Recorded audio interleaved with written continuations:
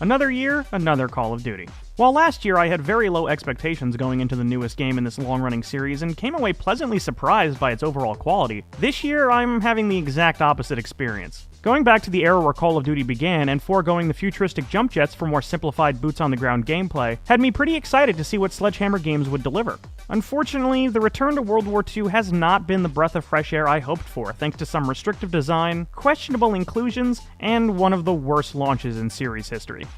Since most people interested in this series won't play it, let's start with the campaign, which is fine. If you've ever absorbed any World War II themed media in your life, the story and character archetypes will feel familiar and don't break any new ground, although every actor is giving a strong performance. There are some notable changes, such as eliminating regenerating health in favor of medkits, but it does little to impact your playstyle. The set pieces tend to repeat themselves, such as multiple times where you have to provide sniper cover for your squad mates, but there are some neat moments, with one espionage mission standing out in between all the Nazi killing.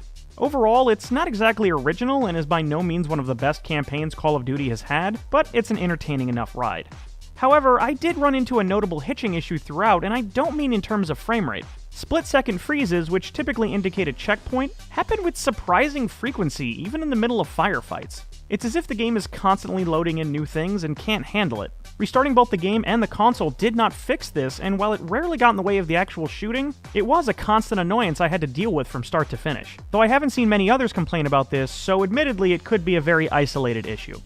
Next up, we have Nazi zombies. It's never been the main draw of Call of Duty for me, but it remains a fun distraction. Playing as one of 4 well-known celebrities, you survive increasingly difficult waves of undead while also trying to accomplish various story objectives. While playing with a full squad, this mode seems easier than it's been in the past, taking until at least wave 20 before you start to get overwhelmed, so the experience can feel mundane at times. There's still only one map at launch, which simply isn't enough, so the whole thing becomes repetitive after just a few matches.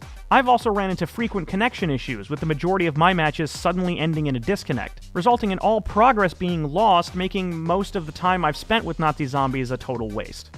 Last up, there's the competitive multiplayer. The return to boots-on-the-ground combat is a positive one, as I've always found the boosting and jump jets of the last few entries made things way too chaotic. The core shooting is as solid as it's always been, and the weapons of the era have a great deal of punch, although instances of questionable hit detection and instant deaths still occur with some regularity.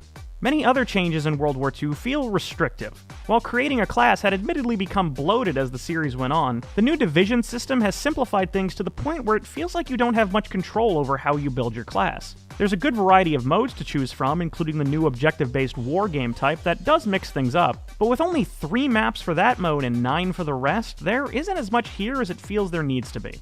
The game is stuffed to the brim with cosmetic unlockables, including calling cards, weapon camos, and character emotes, all of which are assigned an arbitrary rarity and mostly unlocked through supply drops. Yes, loot boxes return this year and are given center stage in the new headquarters social hub. This area is where you pick up challenges, test out new gear, and, most importantly, watch other players open loot boxes so you can see what new things they unlock that you might not have. It's pretty clear that's the primary reason for this social area's inclusion, and feels as disgusting as it sounds. At launch, all items contained in these boxes are purely cosmetic and cannot be purchased with real money. But given Activision's track record, you can expect one, if not both of these things to change in the near future. Speaking of launch, Call of Duty World War II's online connectivity was an absolute nightmare for its first few days. Attempting to play online would typically result in endless loading screens and a variety of error messages. If you were lucky enough to actually get into a lobby, teams were regularly uneven, and if you did get to finish a match, you'd be stuck on the endgame leaderboard and unable to alter your classes in any way, forcing you to quit the game entirely and start the whole disastrous process all over again. While some hiccups during the launch of a multiplayer-focused game are expected, and things have smoothed out considerably by now, the state of things were unacceptably poor and did much to sour me on the entire game as a result. I'm so disappointed with Call of Duty World War II. The core shootin' dudes part feels fine, as it has for the last decade, and I do appreciate the return to the more grounded run-and-gun gameplay that made the series great to begin with. But everything else around it just feels kind of generic, oversimplified, or bare bones. And my experience at launch was absolutely terrible, which pretty much ruined my impressions of the whole thing. Now, you might consider that unfair, but in my opinion, when your game is primarily multiplayer focused, and the multiplayer doesn't work right for 2 to 3 days, that's not okay. But I will admit that if you pick up the game now or at some point in the future, you probably won't experience the same issues. So feel free to add a point to my final score to reflect that. But for me, I have no interest in returning to this year's Call of Duty anytime soon. Maybe next year. Call of Duty World War II gets a 5 out of 10.